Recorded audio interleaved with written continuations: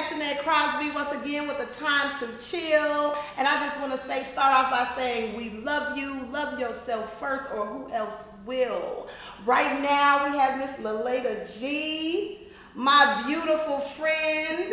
And I would like for you to introduce yourself. Hey Lilada, how you doing? Hi Antonette, I'm doing very well. Okay, well tell us something about yourself because one thing that I had you on because I love the fact that you love black. Yes, I do. And you are all about your black people. Lickety black, black, black. Yes, and we don't exclude anyone here on a time to chill. Everyone is welcome and loved. But this show is for you, for us, for our black and brown people to see ourselves in a higher position other than just strippers or rappers. And there's nothing wrong with your hustle. But we have intelligence, we have dreams, we have goals, and we want you to live out your goal. It's okay to have a job, but a lot of us have jobs and we have deep vision inside. So we want you to see people that are living their dreams so that you can live your dream, right? That's right. Okay, so tell us how you live in your dream. How am I living my best life? How am I living my best life? I think by doing what I feel is real. Okay. So, you know, there's been different hats that I've worn in different phases of my life that seemed right at the time that were good and right at the time and bore fruit. And so now, you know, I'm walking in the line of being an artist. Okay. Now. Okay, so now the artist. Now we got to go back to the beginning. Yeah. Because now we're kind of in the middle. Yeah. And I feel like we're in the middle because there's much more to come after this. Okay. So before the art. Yes. What took place with you? So, part of what has defined me as a person, as a woman, is being a survivor of sexual abuse, childhood sexual abuse. And when I was a child, one of the things that I did to self-medicate was draw. Okay. I drew all the time, and it was the only time I drew in color all the time. It was really the only time I found peace. Okay. In a very traumatic home. All right. And as I grew up and, you know, decided what I was going to do for career, art was never in the picture because I didn't do it to necessarily become an artist or do a show or anything like that. It was just my kind of healing mechanism. And so growing up, I got into more practical work and I ended up doing social work, working in schools and doing a lot of nonprofit work. All right, but you said you did perform, but I know that you had a performance. Can you talk about this performance? So that's one of those things, that doing what feels right at the time. Mm-hmm. Because I'm not a trained actress. I had never done theater, you know, other than like third grade. You know what I'm saying? In school where everybody has to be in a play. Yeah. I was or the chorus or One something. Day Under the Rainbow. I was in that. Yeah, you know what I'm talking about. Miss Bliss was my music teacher, you know, so she had us doing some stuff, but I never was really on the stage, you know. Oh, okay. So I wanted to tell more of my stories. I started telling my story just to people, sharing with them in my living room, which is why Lilada's living room kind of came. People start showing up. I shared my testimony being a survivor, and then girls and women just start knocking on the door, showing up in my living room, asking for help. How do you do this? How do you survive? And so then I wanted to hit more people, so I did a book. Because I figured my book could go places that I could not go. So I wrote my book. What's the name of the book? I Can't Live Like This Anymore. Oh, okay. I can't do it. That's what you said? I can't do it? I'm done. Yes. Okay, so you wrote the book and that was therapeutic for you. It was very therapeutic because I had done like a great deal of healing before that time, which even enabled me to be able to write. But as I wrote the book, I just wasn't prepared at how much more healing I needed to do. Oh. It was very, very difficult. Because writing is supposed to help you heal from traumatic. Yeah. Well, okay, well, traumatic. I'm just looking at that little lipstick, girl. You like my lipstick? Yes, I really like lipstick, but I like lip gloss because, you know, it's shiny. Yeah. But I think I want to try that. Well, it's a combination. It's lipstick with a little bit of gloss. Oh, ain't you special? I am. Okay, well, back to the program. Yes, I am.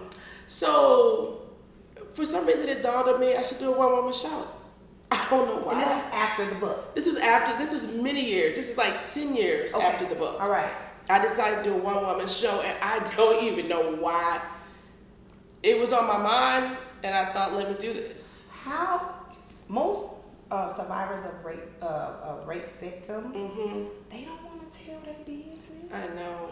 And when I met you and I got the book from you, I was like, oh my God, I don't want to know this lady business. Like, I don't want to judge her. But then when I read it, I was crying.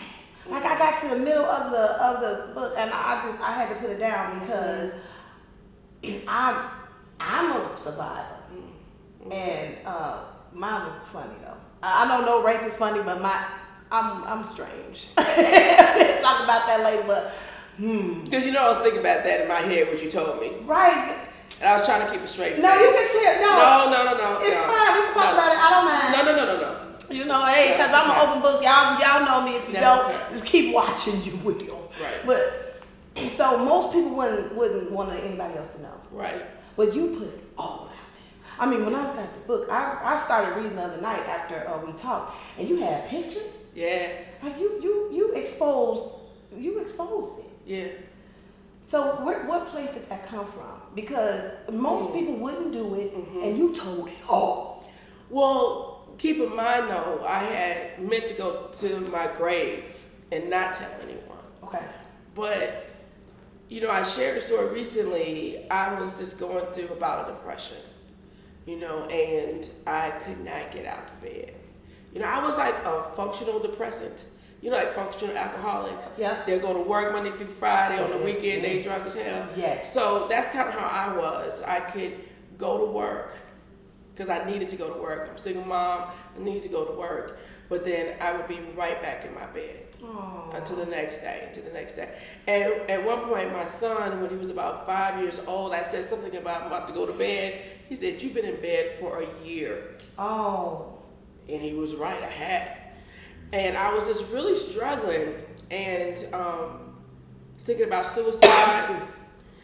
And I just cried out to God and I said, "God, if you deliver me from this dark place," I just didn't think I was going to get better beyond this. I said, "If you deliver me from this dark place, I will commit my life to pulling other women out of hell." Oh. And I didn't expect him to do it, but he did it. So that's what got me to start telling my story. And that story, I hear a lot of people like on their deathbed or on their sick bed, and when they're in their bed and they're at their lowest, and they make a promise. Yeah. Like God really delivers. If you keep your end of the bargain, right. and I'm noticing that this is your passion. Like you with this. Like you tell me you travel. So what do you do? You go out of the country. I do. So I'm real committed to. I feel like gathering us back together. When they took us out of Africa, they took us everywhere. And unfortunately, along that diaspora, some of us have forgotten that we are family. And I just have this heart to want to bring us back together and understand that we are the same people. And, so I do some traveling throughout Latin America. Many people don't know that it is black in Latin America. It is black. People don't always, like if you see tourist books, stuff like that, they're not always trying to throw us up there in Latin America. But we're all throughout there. And when you home by eating the food, there's gonna be rice, there's gonna be chicken, there's gonna be beans, there's gonna be plantains. And you're at home when you hear the music and you hear that beat of that African drum. They may be saying some other words you don't understand. Right, but it's that. But you that feel rhythm. the beat of that African drum. And so, I've done most of my traveling has been to the Dominican Republic. And I've done some recent traveling to Haiti. And just doing some healing work and connecting. And what do you do while you're there? So last year, these shirts, we took a mission trip. Let's get this. You are so sassy. Can we just get that for you? Okay. Where can they get these shirts if they need one? Black Girl Magic, huh? Well, it says Black Girl Live, actually. Oh, Black Girl Live. I guess I'm Black Girl Magic. No, I'm Magic. Me too. So go ahead. Where can we get? I see you. Did you do this? You're rubbing off on me a little bit. No. Thank you. My girl Angela Ferguson designed my shirt. Okay, Miss One Ferguson. one of a kind. So people can hit me up if they want to get one of these shirts. And so Where? Where do they find you? You can find me on Facebook at Lilada G, Facebook/Lilada G or Facebook/Lilada. So for my personal page or for my page, they can find me. Okay, so they can find you there to buy your art and your sure. Mm-hmm. accessory. Mm-hmm. Okay.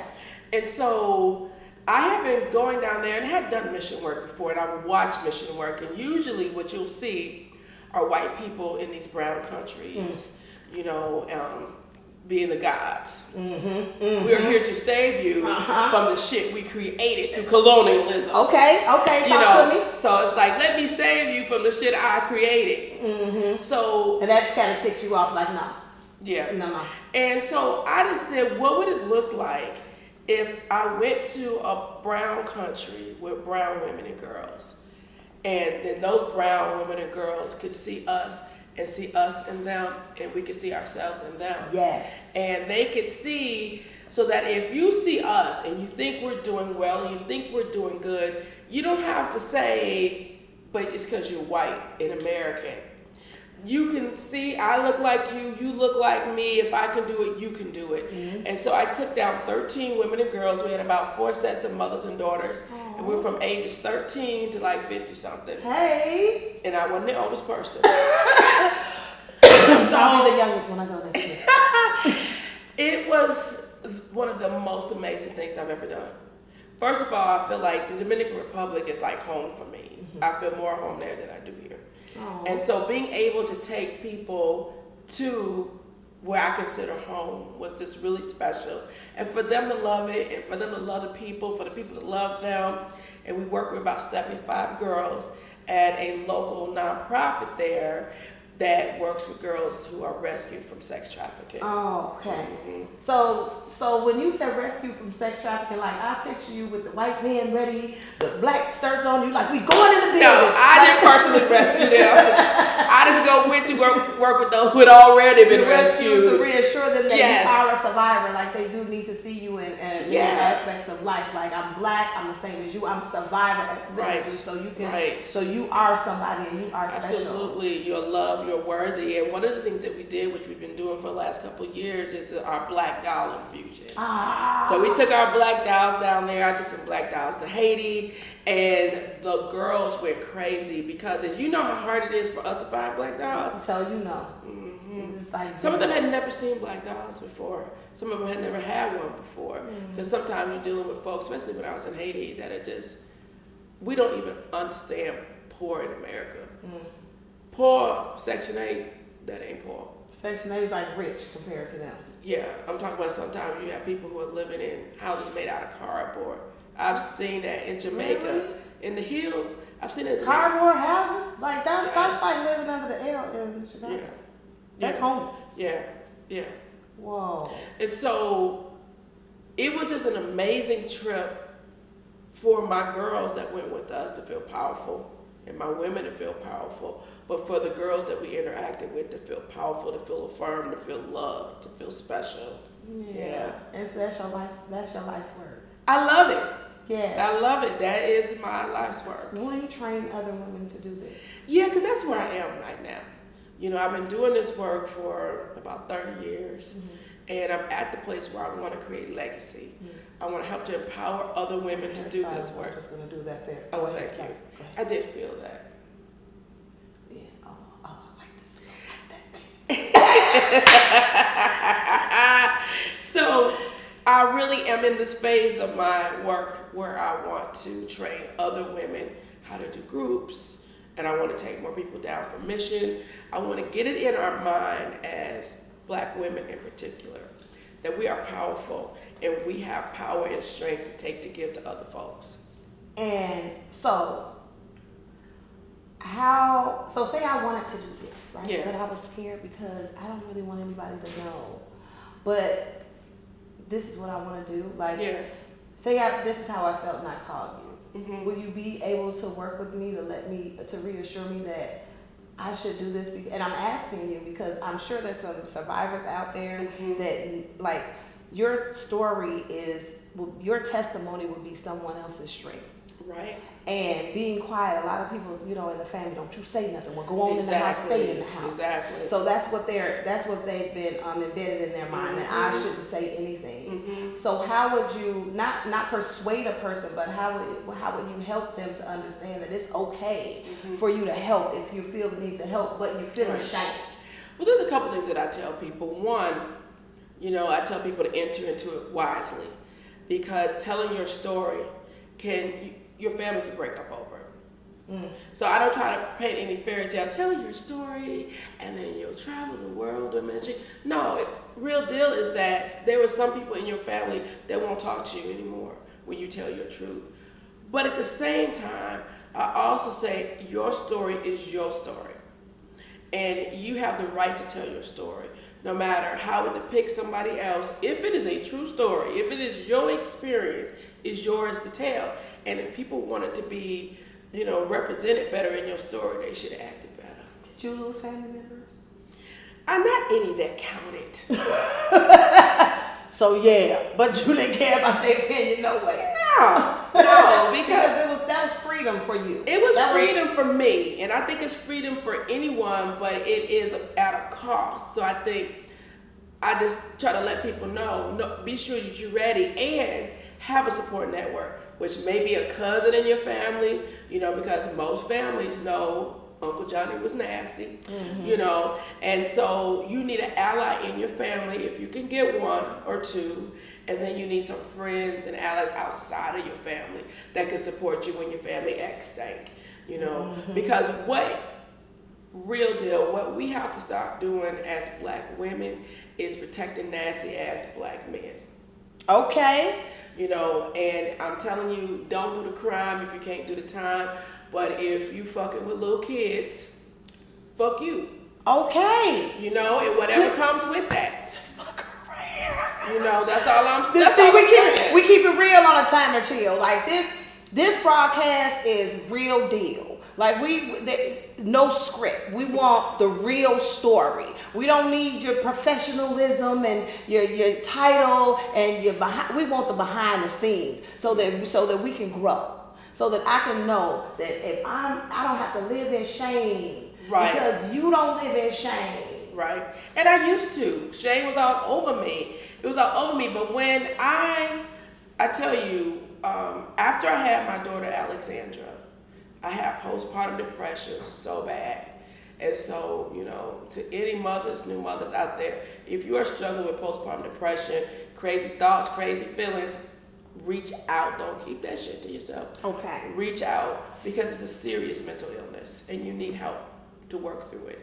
And so after I had her, and I think part of it was having a daughter, because then I'm thinking, oh my God, now I have a girl child. Yeah, can I? Yeah. Can I live life differently than my mother did and her mother before her? Can I make better choices? You said mother did and mother before, so this is a generational activity that's been going on. Absolutely. So the rape has been in generation of family. Right, because for me, looking at my family on my mother's side, I pretty much mapped out that since they snatched us from Africa and began to rape us on the continent, that every woman had been a survivor of rape. Because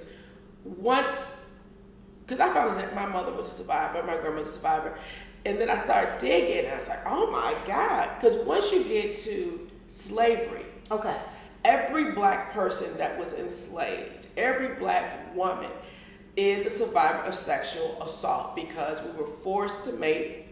We were raped by our master. Then our master mated us with that person and that person. Even sometimes they would mate brothers and sisters because they wanted to have that gene pool of that mandingo, strong worker. Even sometimes they would mate mothers and sons. That's some crazy messed up shit right there. And so that's why you equate the rape to all the way back to slavery. All the way back to slavery. That's where it started. That's where it started. And so,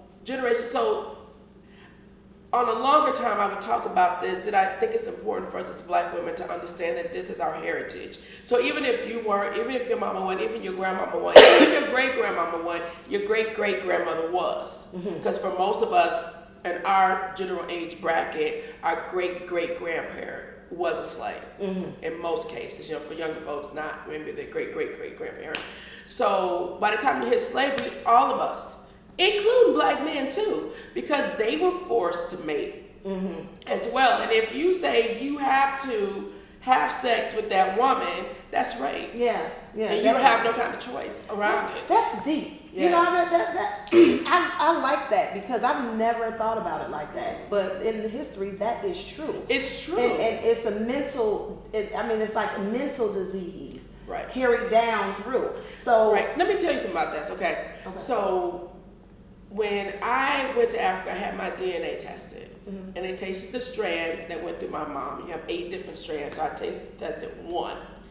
And so basically what the lady told us was the same DNA has been carried down, some mutation, but pretty much the same. But she said the same DNA that lives inside of me physically lived in my mother, physically lived in my grandmother, physically lived in my great-grandmother. That pain from I'm this carrying one to that one. What's inside of me was inside of my mother when she was being raped, was inside of my grandmother when she was being raped, was inside of my great-grandmother, my great-grandmother, the same DNA. Deep. Witnessed all that shit.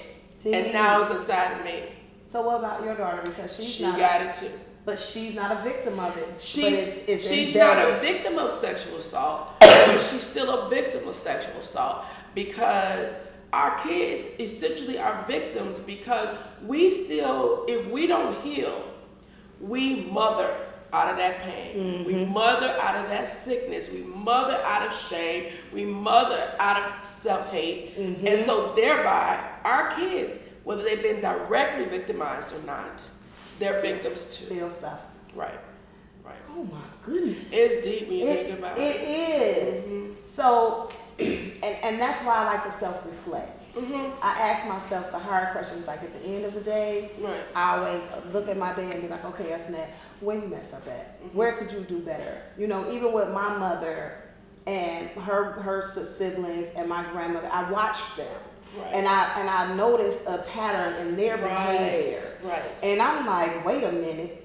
I can't do this with my daughter, so I have to break the chain. And even though I know to break the chain and the cycle is over, it stops with us, I still kind of go into that bad habit of thinking because I remember when they used to talk to me. Right, it's easy to fall into those habits. Man. Right, and you have to consciously determine, I'm not going to do it. It's not like, I ain't going to be like my mother. Yeah, you are. Yeah, if you don't do the work. Man, and yes, you will. Totally. And you might be worse than your mother was because you're in denial that you're not doing it, but you're still doing the same or stuff. You accept, well, that's how she did it, so that's when we going to do it too. Right.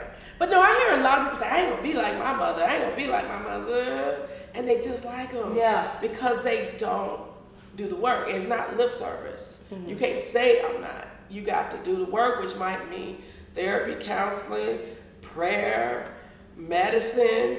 You know, it might mean a lot of things to really get to that place because some of the stuff you can't just battle by yourself. Okay, now when you talk about battling by yourself, the word that comes to my mind is forgiveness, right? And you and I went to... You trying to set me up. I'm not, but this was a very good point that you made when we were at Fox Lake Correctional Center. And you were talking, a guy asked you, well, did your mom know? And you said yes. And then he asked you, how did you forgive her? And your answer was absolutely amazing. Let's reenact that, okay? That was prison talk. No, but it was real because a lot of people had been hurt and they carry that hurt with them. And then everyone wants you to forgive. But how I'm going to forgive when you done hurt me? Right. You know, so when he asked, you know, had your mother known and had you forgave her, and you said? I said a couple things. You did. One of the things I said is that a lot of times people will ask me, did you forgive your mother? I can tell them, and I went through this, and I did this, and tell my whole story. And they always... I thought I turned that off. My bad. Hello? Yeah, right? Hi. I usually turn it off. Okay. Okay, Drew, you can kill me later. All right. Go ahead, I'm sorry. I was so unprofessional. All right, go ahead. We're going to turn this off now. It's off. So a lot of people will ask me after I tell my story, did you forgive your mother? And my first response is, that's not the ta-da, I went through all this shit and I forgave my mother. That's not the ending. The amazing thing is that I went through all of that and I'm still alive, that I'm well, that I was able to raise my children differently than my mother raised me, that I was able to make healthy decisions. Whether or not I forgave my mother is not the frosting on the cake. Okay. My surviving is the frosting on the cake. Okay. And so I think people just want that because then it sounds so nice. It's just so easy, nice package. And sometimes you're not going to come to a resolution with a person because a lot of times as Christian people, we think forgiveness means restoration of a relationship. Some folks you can't forgive, but you need to leave them the hell alone. Okay. Okay. I forgive you, but you stay over there.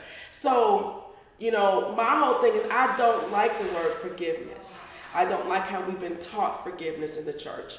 I think a lot of time people just like, no matter what goes on, you're supposed to forgive them people, you're supposed to forgive them. And I rarely have heard a sermon, if ever, about somebody saying, have y'all wronged people? Have you made it right? Have you asked for forgiveness? Have you tried to restore what you broke? But it's always on the person that's been hurt and that's been broken. You better forgive them or God ain't gonna forgive you. So this is my take on it. Mm-hmm. Now, it's when we look at the model for forgiveness, I'm thinking God is the best model we can look at. Right, I believe that. I'm with you. So when we are taught in church and by the Bible, the word says that you have to have a repentant heart. Yes. And that you must ask God to forgive your sins. Yes. And to come into your life and save you. Yes. You must ask God to forgive your sins. Yeah. So why is it then that I'm expected to forgive anybody, no matter what shit they done to me, without them asking me to forgive? I'm with you. That's not the biblical model that we have. Now, at the same time, I like to talk about letting go. Because sometimes you're not ever going to have that fairy tale situation, but you can let stuff go. Mm-hmm. Sometimes you can forgive, but sometimes you need to let stuff go. Yes. Like I said there, I don't like the word forgive unless, fuck comes from it. Fuck forgiveness. Fuck forgiveness. Stop trying to talk to me about forgiving somebody. Get them right. I was watching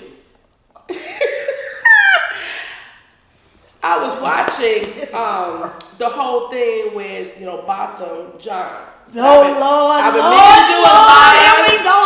meaning to do a live video and I haven't gotten to it, so I'll just tell y'all what I was thinking. Okay, Botham John.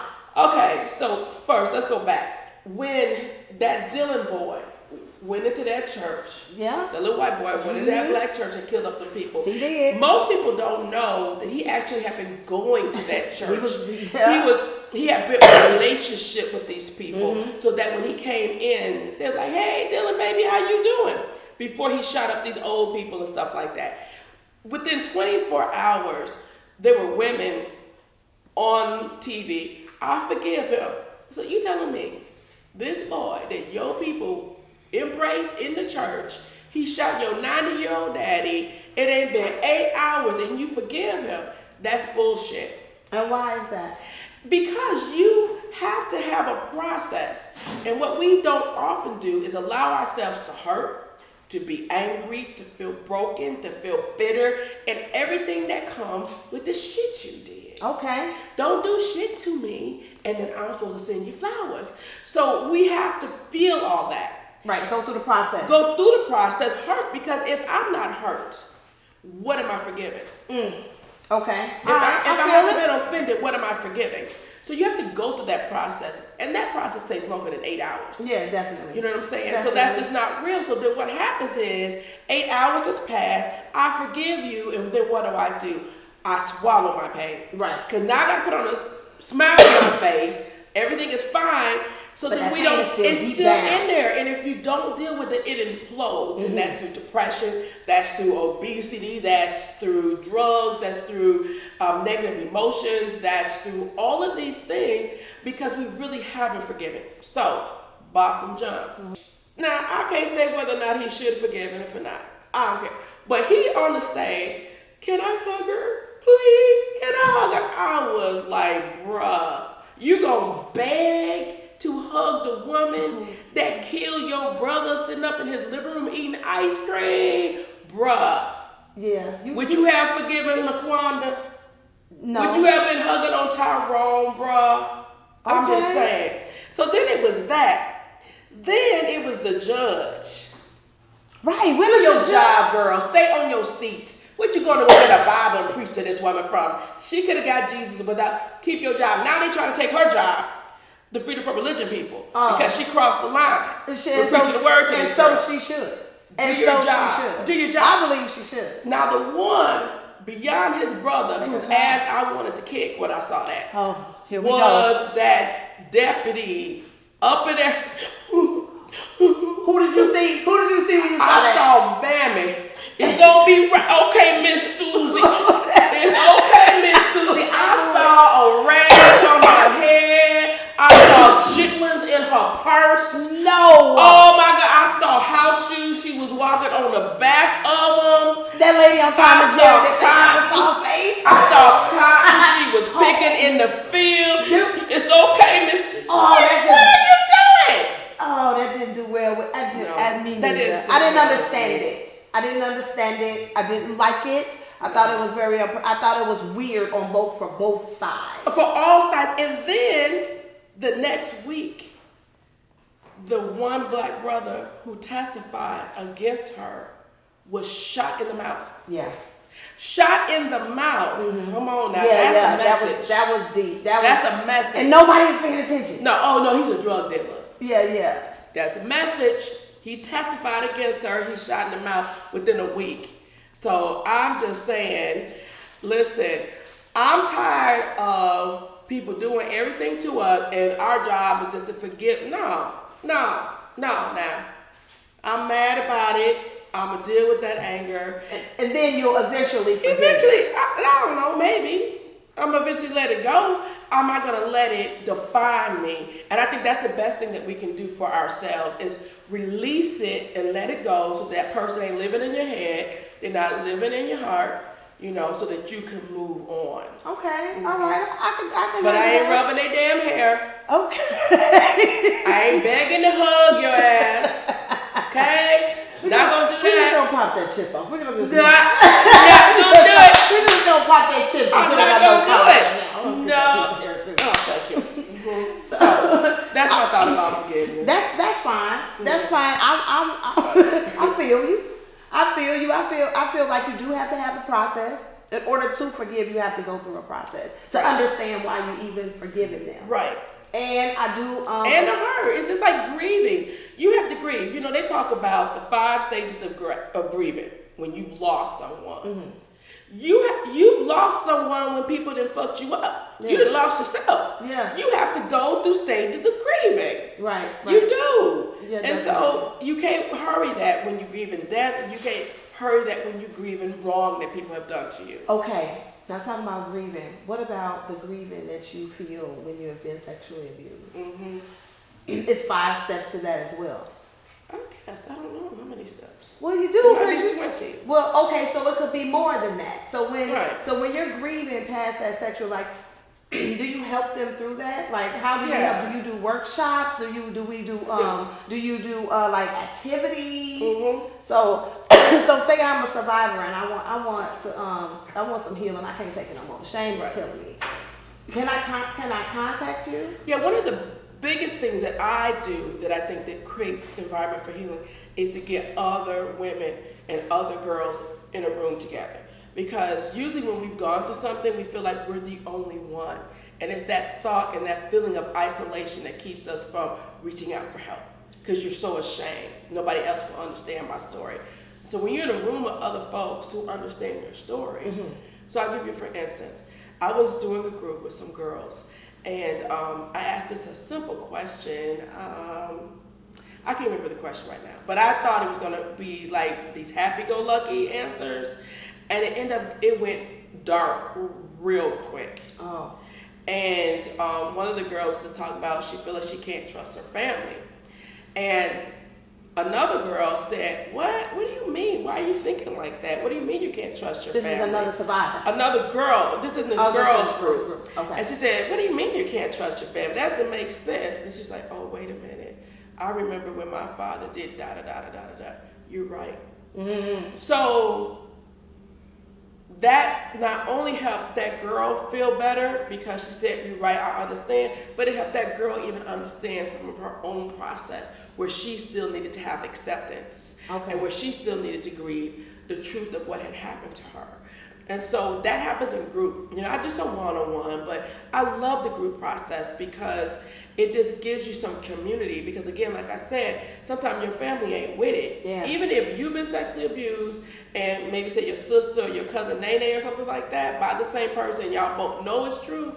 Nene may be like, "I don't want to talk about it, I don't want to deal with it, I want to leave it." So she won't even get with you because you think, "Girl, you know he did you because you told me." Girl, just leave that past, move on, let that go. I'm done with it, you know. But Nene drink too much, Nene smoke too much, because Nene she self-medicates, so she right, she can't never keep no good relationship, you know. And you ain't over it, girl. And that's because you have to get that out. So if you don't talk that through or express yourself in art or in writing, and you hold that and suppress that, that'll act out in different ways in your life. You will implode. So how often do you do groups? When will you be doing another group? What's your next move? Because I know you do your art now. Right. And you're doing an art exhibit soon, right? So one of the big things I'm working on right now is actually creating a facilitators training to help other people do groups. Okay. Like I said, I've been doing groups for like 30 years, right? I'm like a community grandmother. Okay. I think I might be a community great-grandmother. You know what I'm saying? You don't even have any grandkids yet. Okay. We look good, don't we? We don't even have, we don't have no grandkids, y'all. Man. Okay. We're going to keep it that way for a minute. Yes, please. Back to the show. Yes. So what I'm working on doing is facilitate, because like, for instance, say I could do 10 groups with 10 girls or 10 women in it. That's what I could do. 10, 20, then you have other women right out there. You want to take But if I can help 10 women do 10 groups of 10 girls or 10 women, that just exponentially widens healing. So that's what I'm working on right now, is doing a facilitators training, and I'm also working on writing curriculum. Like, I've been doing my groups for so long, but I do them from here, I do them from here, I do them my own little notes and stuff. So I'm putting them into a format that they can be shared with other women who want to do groups. Great. I think that's wonderful. Yeah. How soon do you think that's going to be? I see that happening at the turn of the new year. Okay. Having my curriculum written by then. I'm going to be taking some time, a lot this fall and winter, to be doing some writing. And then I want to start having my first training in the new year. Will these trainings be free? Will you be charging for them? Nothing but air is free. Okay. All right. Well, I wanna be one. I wanna save some lives and help some people. Yeah, and you asked a great question because, you know, as a nonprofit, you know, I'm really working on developing ways to bring money in, because you can't always count on grants. Okay. Right? And so having some trainings that can charge will help us to raise some money to keep doing the work. Wait, Lilada's Living Room is a nonprofit organization. Yes, it is. I'm sorry, I forgot to tell y'all this. See, this is why I have us on, everybody, so our dream just won't be a dream out there. We can LLC, we can nonprofit, we can profit, we can have organization amongst ourselves. Right. So and it's good because you are the brand, you are the business. If you're an entrepreneur or a self-help coach, you want to make sure you do it legally. You want to make sure that you're covered and that you can get some money for what you're doing, because you need to support yourself. Right. So you're a nonprofit organization. Yes, I am. You're so funny. You're so funny. I love it. I'm trying to keep a straight face. I can't do it. Black and brown people, do yourself right.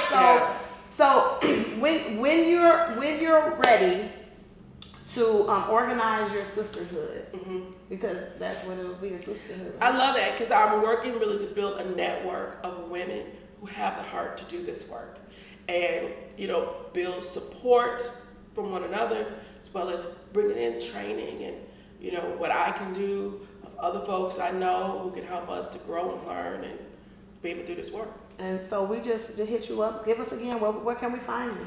So, you can find me on my page, Lilada, Lilada, or you can write me, LiladaG@gmail.com, and that's GEE.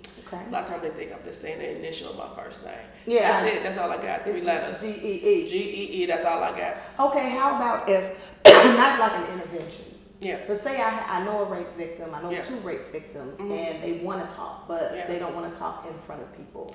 Sure. Can I donate to your organization for you to come in my living room Mm-hmm. and have a discussion with these girls? I would love that. Absolutely.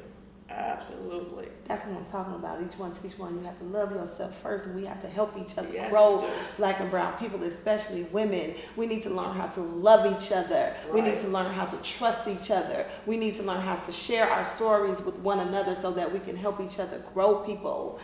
Sometimes, a lot of people say, oh, I don't want to mess with her. I can't trust her. Well, you know what? It's some women that you can trust. Just open up your Absolutely. heart and your spirit. It'll lead you to the people that you Right. need, that'll help you grow, so that you don't have to do the same thing you've been doing 5 years ago, baby. Right. You need to move and push yourself. Right. Is there anything else you'd like to know before we go? Well, I mean, I think the other piece of it is just because take it easy with trust.